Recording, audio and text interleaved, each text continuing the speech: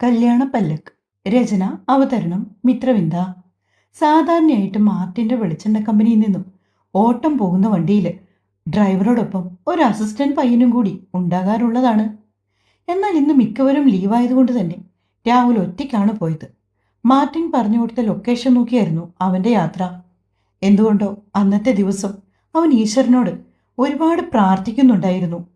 എല്ലാം ഒന്ന് നേരെയാക്കി തരണേന്നും തൻ്റെ ബാധ്യതകളും പ്രശ്നങ്ങളുമൊക്കെ തീർത്ത് തരണേന്നുമായിരുന്നു അവൻ്റെ പ്രാർത്ഥന.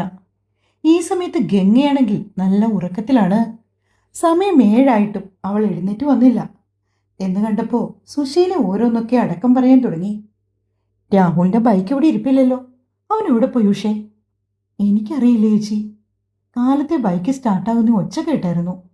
ഇത്രയും വെളുപ്പിനവൻ എവിടേക്ക് പോയതാണാവോ? ഇനി അമ്പലത്തിലേക്കോ മറ്റോ ആണോ? അറിയില്ല, വരട്ടെ ചോദിക്കാം. ഉഷ സുശീലയ്ക്ക് മറുപടി കൊടുത്തു. അപ്പോഴേക്കും രമ്യ മുറ്റമൊക്കെ അടിച്ചുവാരി വൃത്തിയാക്കിയ ശേഷം അടുക്കളയിലേക്ക് കയറി വന്നു. മുഖത്തും കഴുത്തിലുമായി പറ്റിയ വിയർപ്പ് കണങ്ങൾ ചുരിദാറിന്റെ തുമ്പുയർത്തി തുടച്ച ശേഷം അവൾ ഒരു നെടുവീർപ്പോടെ കസേരയിലേക്കിരുന്നു. ഈ പെങ്കൊച്ചിന്റെ കഷ്ടപ്പാടും ബുദ്ധിമുട്ടും കാണുമ്പോഴാണ് എനിക്ക് സങ്കടം. അമ്മായി വെറുതെ എന്നെ ഓർത്ത് സങ്കടപ്പെടുകയൊന്നും വേണ്ട. അതല്ലടി മോളെ, നിനക്കൊരു ജീവിതമൊക്കെ വേണ്ടേ? വയസ്സും പ്രായമൊക്കെ മുന്നോട്ട് പോവാണ്. അതാരും മറക്കണ്ട.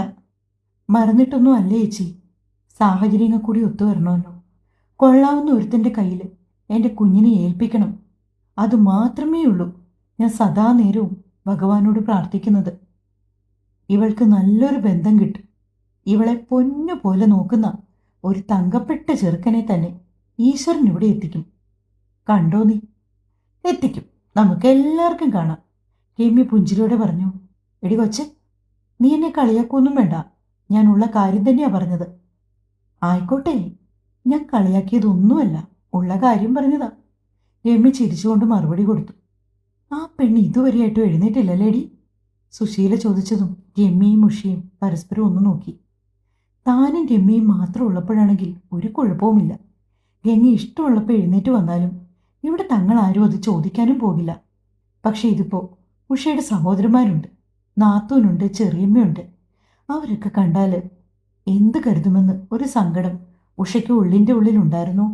ഉഷ കണ്ണുകൊണ്ട് എന്തോ ആംഗ്യം കാണിച്ചതും രമ്യ പതിയെ അടുക്കളയിൽ നിന്ന് എഴുന്നേറ്റ് ഗംഗയുടെ മുറിയിലേക്ക് പോയി. വാതിലാണെങ്കിൽ ചാരിയിട്ടേ ഉണ്ടായിരുന്നുള്ളൂ. അവൾ സാവധാനം അത് തുറന്നു. ഗംഗ നല്ല ഉറക്കത്തിലാണ്. രമ്യ ചെന്ന് അവളുടെ തോളിത്തട്ടി വിളിച്ചു. ഗംഗെ, ഗംഗ എഴുന്നേക്കുന്നില്ലേ? 2 തവണ വിളിച്ചതും ഗംഗ പെട്ടെന്ന് ചാടി എഴുന്നേക്കാൻ ഭാവിച്ചു. ഉടൻ തന്നെ രമ്യ അവളെ താങ്ങി പിടിച്ചു. പതുക്കെ, വീഴല്ലേ. ചെറിയൊരു ചിരിയോടെ രമ്യ പറഞ്ഞു. നേരെ ഒരുപാടായോ ചേച്ചി? ഏയ് ഇല്ലെന്നേ, ഇതുവരെയായിട്ടും കാണാഞ്ഞതുകൊണ്ട് ഞാൻ വന്ന് നോക്കിയതാ. അപ്പോഴേക്കും ഗംഗ പുറത്തേക്ക് നോക്കി. നല്ല വെട്ടവും വെളിച്ചവും വന്നിരിക്കുന്നു. ഈശ്വര, നേരം ഇത്രയായോ?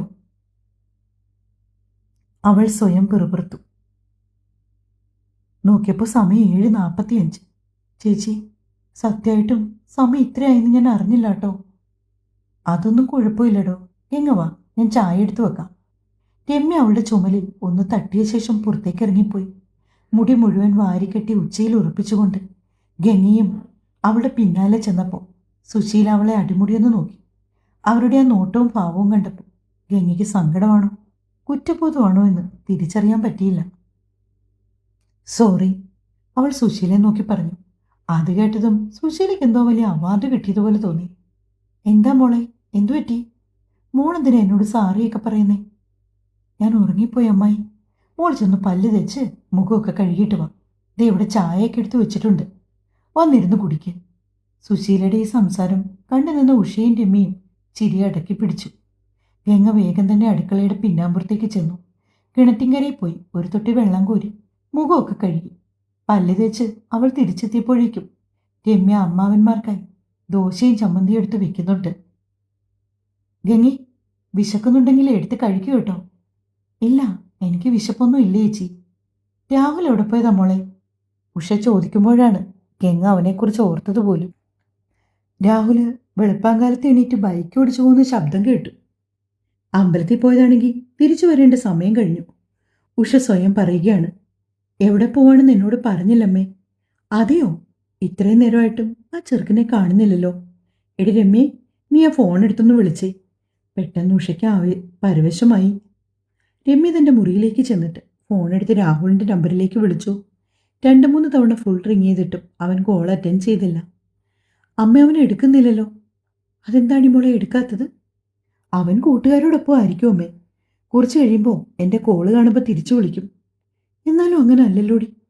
2-3 തവണ വിളിച്ചിട്ടും എടുക്കാത്തതെന്താ? എൻ്റെ കൊച്ചിനെന്തേലും പറ്റിയോ? ഉഷയാണെങ്കിൽ കരയാൻ തുടങ്ങി. എന്തോന്ന് പറ്റാന്? അമ്മയ്ക്കെന്താ ഭ്രാന്ത് പിടിച്ചോ?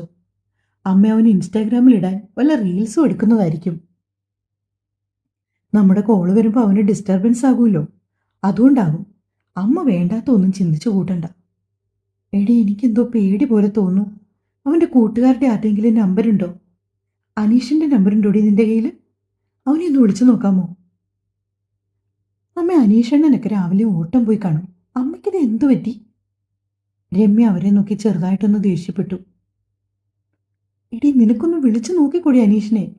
അവൻ എടുക്കുവാണെങ്കിൽ നീ അവനോടൊന്ന് പറയേ. രാഹുലിനെ വിളിച്ചിട്ട് കിട്ടുന്നില്ല, കവലയിലെങ്ങാനും കണ്ടോന്ന് ചോദിക്കുക. ഞാനൊന്നും ചോദിക്കുന്നില്ല. കുറച്ച് കഴിയുമ്പോൾ രാഹുൽ ഇങ്ങോട്ട് വിളിക്കും. എനിക്ക് നടേശൻ ചേട്ടൻ്റെ ഭാര്യയുടെ ബ്ലൗസ് തയ്ച്ചു കൊടുക്കാനുണ്ട്. ഇന്ന് കൊടുത്താലേ അവർ കാശ് തരൂ.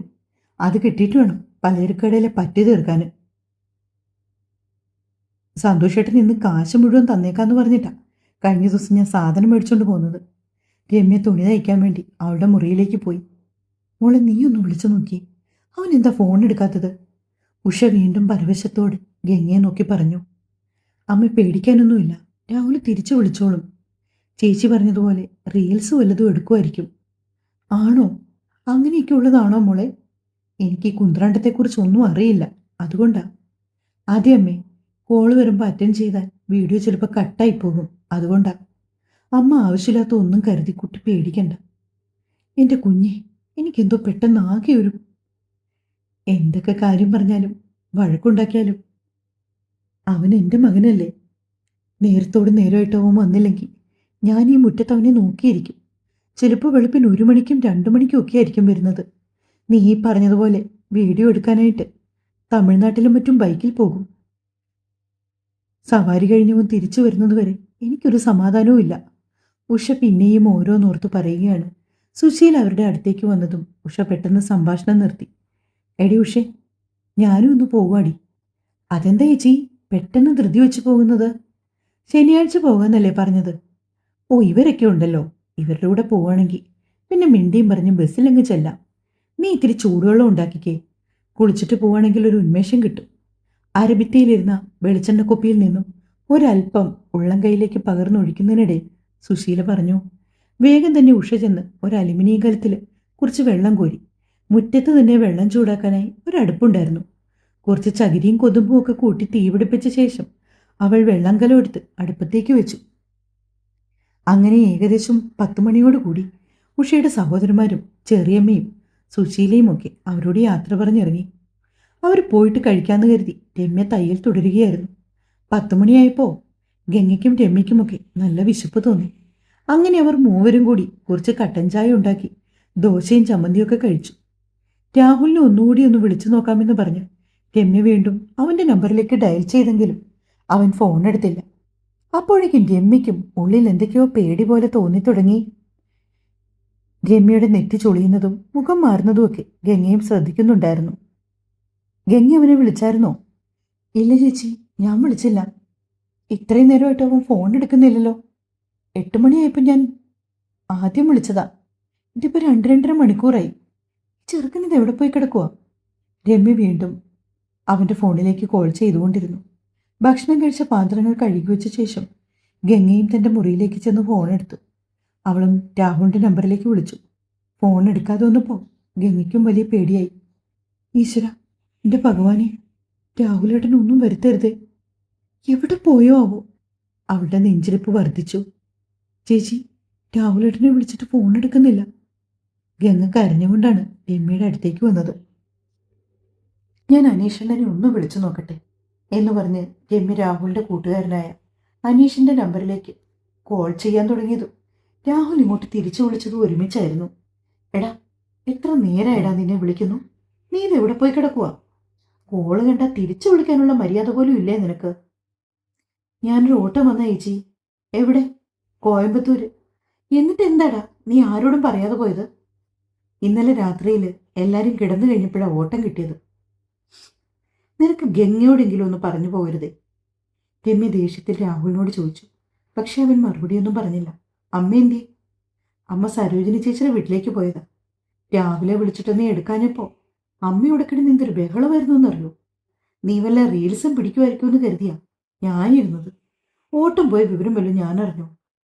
ചേച്ചി വെച്ചോ, ഞാൻ പിന്നെ വിളിക്കാം. ഇനി നീ എപ്പോ വരും? രാത്രിയാകും. നീ എന്തെങ്കിലും കഴിച്ചോ? ആ കഴിച്ചു. ദേ ഗംഗി എൻ്റെ അടുത്ത് നിൽപ്പുണ്ട്, ഞാൻ ഫോൺ കൊടുക്കാം. വേണ്ട ചേച്ചി, ഞാൻ പിന്നെ വിളിച്ചോളാം. രാഹുൽ രമ്യയുടെ മറുപടി കേൾക്കാൻ കാത്തു നിൽക്കാതെ കോൾ കട്ട് ചെയ്തു. ഗംഗയ്ക്കാണെങ്കിൽ സങ്കടം വന്ന് നെഞ്ചു പൊട്ടുന്ന അവസ്ഥയിലാണ് നിൽപ്പ്. കാര്യം പറഞ്ഞാല് രാഹുലിനോട് വഴക്കുണ്ടാക്കും. പക്ഷെ എത്രയൊക്കെ ആണെങ്കിലും ശരി, അവനില്ലാതെ, അവനെ കാണാതെ ഒരു നിമിഷം പോലും അവൾക്ക് പറ്റുന്നില്ലായിരുന്നു. രമ്യ രാഹുലിൽ നിന്നറിഞ്ഞ വിവരങ്ങളൊക്കെ ഗംഗയോട് പറഞ്ഞു കേൾപ്പിച്ചു. അപ്പോഴേക്കും ഉഷയും കയറി വന്നു. ഉഷയോടും രമ്യ വിവരങ്ങൾ പറഞ്ഞു. അത്രയും ദൂരത്തേക്ക് അവന് ഓട്ടം പോയതിൽ ഉഷയ്ക്ക് പേടിയുണ്ട്. പിന്നെ എന്തെങ്കിലും ജോലിക്ക് പോകാതെ പറ്റില്ലല്ലോ എന്നോർത്ത് അവർ സമാധാനിച്ചു. ഈ സമയത്ത് ഗായത്രിയാണെങ്കിൽ എക്സാമിന് വേണ്ടിയുള്ള തയ്യാറെടുപ്പുകൾ നടത്തുകയാണ്. അവൾ അത്യാവശ്യം നന്നായിട്ട് തന്നെ ഓരോ വിഷയങ്ങളും പഠിച്ചു. മഹിയുടെ അച്ഛനും അമ്മയ്ക്കും ഒക്കെ അവളെ ജീവന്റെ ജീവനാണ്. സ്വന്തം മകളെ പോലെ തന്നെയാണ് അവർ അവളെ സ്നേഹിക്കുന്നത്. മഹി 3 ട്രിപ്പ് കഴിഞ്ഞു വന്നപ്പോൾ കുറേ ചോക്ലേറ്റ്സ് ഒക്കെ വാങ്ങിക്കൊണ്ട് വന്നിട്ടുണ്ടായിരുന്നു. അതിൽ കുറിച്ച് ഗായത്രിയുടെ അച്ഛനും അമ്മയ്ക്കും കൊടുത്തു. പിന്നെ ബാലയ്ക്കും ശ്രീക്കും കൊടുത്തു. ഗായത്രി സന്തോഷമായിട്ട് ജീവിക്കുന്നത് കാണുമ്പോൾ മാഷിനും ഭാര്യയ്ക്കും ഒരുപാട് ആശ്വാസമായി. ഗംഗയുടെ ദേഷ്യം ഉണ്ടെങ്കിൽ പോലും ഇടയ്ക്കെല്ലാം അവളെക്കുറിച്ച് ഓർക്കുമ്പോൾ അവർക്ക് ചങ്കു പൊട്ടും. പിന്നെ ഇരുവരും തമ്മിൽ പരസ്പരം ഒന്നും പറയുന്നില്ല എന്ന് മാത്രം. 2 മക്കൾക്കും നന്മ വരുത്തണമെന്ന് മാത്രമായിരുന്നു അവരുടെ പ്രാർത്ഥന. അന്നത്തെ ദിവസം ഒരിക്കൽ പോലും രാഹുൽ ഗംഗയെ ഫോണിൽ വിളിച്ചില്ല. ഒരു 4 മണിയായപ്പോൾ അവൻ രമ്യയെ വിളിച്ചു. ലോഡ് ഇപ്പോഴാണ് കയറ്റി തീർന്നതെന്ന് പറഞ്ഞു. ഇന്ന് എത്തുമോന്ന് ചോദിച്ചപ്പോൾ വരുമെന്നായിരുന്നു അവൻ മറുപടി കൊടുത്തത്. സന്ധ്യയായപ്പോൾ ഉഷ നിലവിളക്ക് തുടച്ചുകൊണ്ടുവന്നിട്ട് ഉമ്മറത്ത് കത്തിച്ചു വെച്ചു. മൂവരും കൂടിയിരുന്ന് നാമം ജപിച്ചു. എവിടേക്കോ എന്തൊക്കെയോ സമാധാനം പോലെ ഉഷയ്ക്ക് തോന്നി. തൻ്റെ മകൻ രക്ഷപ്പെടുമെന്ന് അവർ ഉറച്ചു വിശ്വസിച്ചു. അമ്മേ, ആ ബ്ലൗസ് ഇങ്ങോട്ടെടുത്തു.